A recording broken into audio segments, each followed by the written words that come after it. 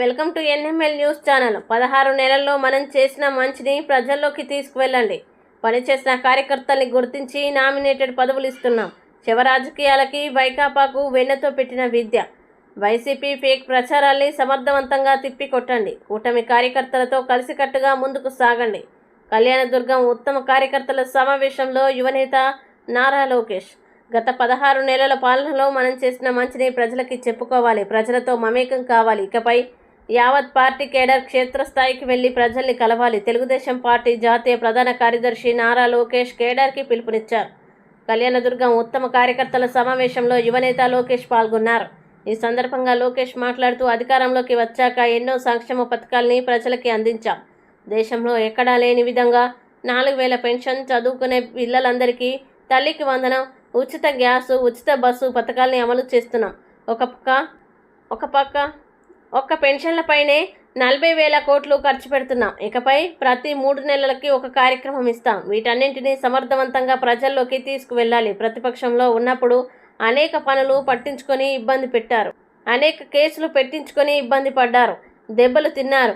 పనిచేసే వాళ్ళను గుర్తించేందుకు ఈరోజు ఉత్తమ కార్యకర్తలతో భేటీ అవుతున్నాం. నమస్కారాలు.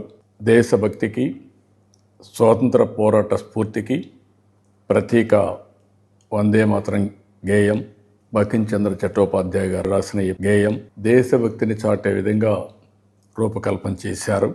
సుజలాం సుఫలాం అని భారతదేశ చరిత్రని కీర్తించే విధంగా ఈ పాటలో రూపొందించడం జరిగింది.